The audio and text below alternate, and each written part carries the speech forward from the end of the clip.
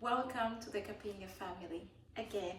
So as you all know, my name is Delphine, and on this channel we talk about HCA courses and how to get a PR in Canada as fast and as soon as possible without giving you stress.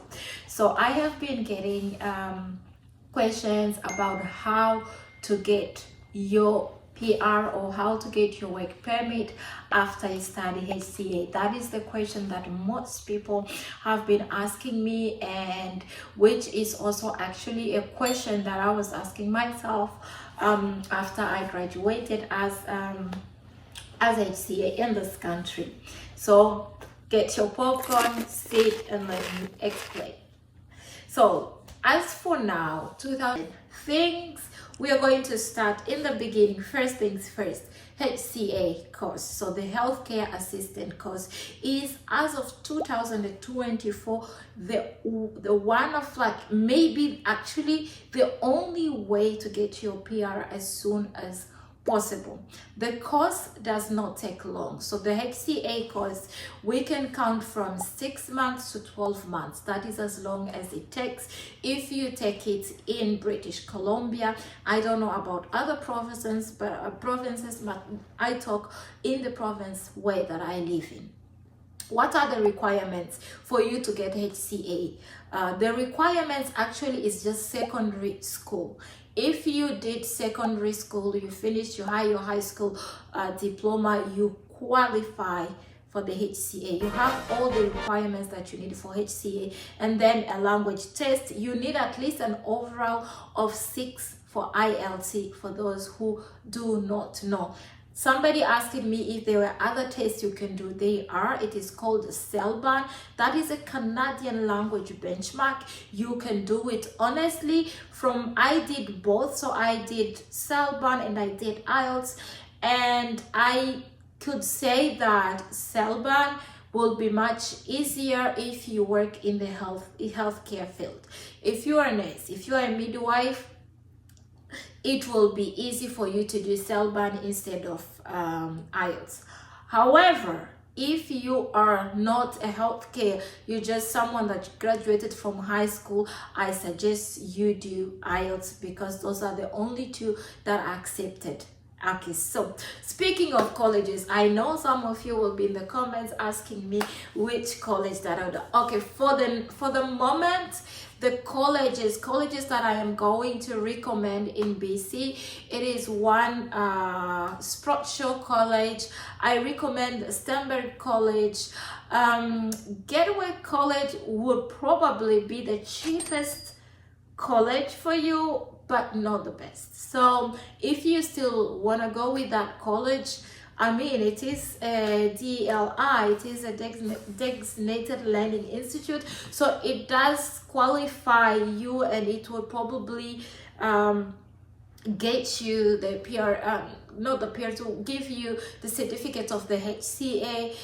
I don't know, I really don't have a good experience with that college.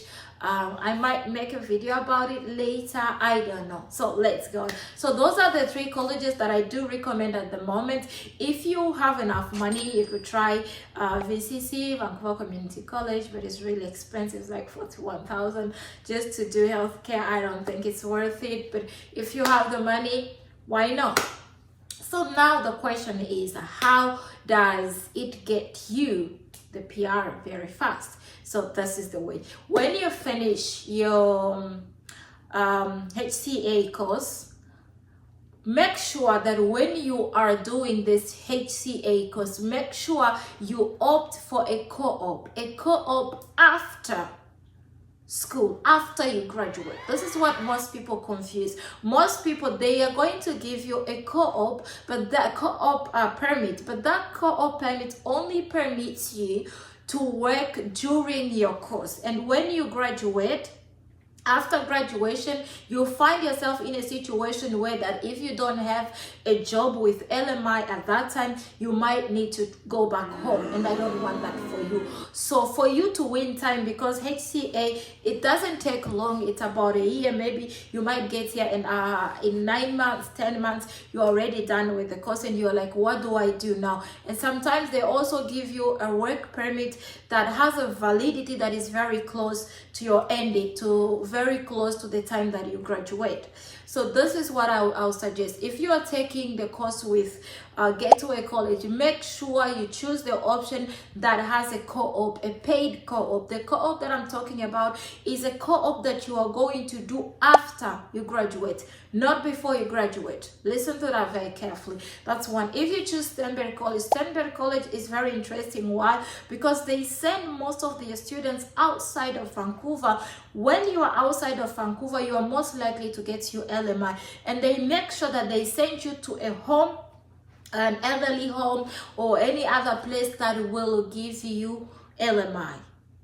When you have LMI, you don't have the PR yet, right? But when you have LMI, first of all, LMI, I think it has like 320 something points in the express entry. So if you were to add your LMI to your express entry file, you'll definitely add more points. And if you had 200 or 300 and you add the 300 for the LMI, you'll be having 600 points in the express entry, which it's very good because you will be called next if you have 600 points. That is one thing. That is one thing good about LMI. But at that time, you will be also working. However, the disadvantage of LMI is that you can only work with one employer. So you are not allowed to take shifts anywhere else. But of course, you can take shifts where you work. That's one thing. So the second option is the BCA, the BCPNP.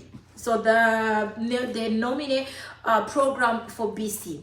So the HCA, or the healthcare, is the one of the things that take less points. So if you want to apply for the provincial nominee, you can apply for the provincial nominee. However, one of the things that I tell people to get before you apply for the provincial nominee is make sure you have your language. Your ILT that you did for your HCA is not going to work, because for the nominee you do not need academic, but you need your general IELTS, which you will also need for the express entry. So remember that. The second thing for BCPNP, if you have experience in care, it is great. But after you getting your registration for HCA, if you find any employer that wants to sponsor you, then it's great. You can already apply for the BCPNP. The BCPNP, usually it takes 2 months before that you get an answer.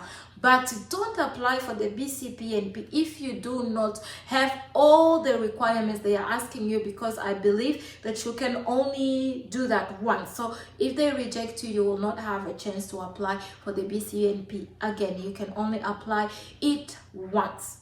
So when you apply for the BCPNP, let's say after 3-4 months they reply to you. When they reply to you, you already have your 600 points, and then you put in the express entry and you are getting your reply. And isn't that amazing? That is just the fastest way to get your PR. While somebody that came to do their masters, they will still be studying and waiting for their postgraduate work permit while you are already a resident. So this is why I always tell people HCA is the fastest way to get your PR.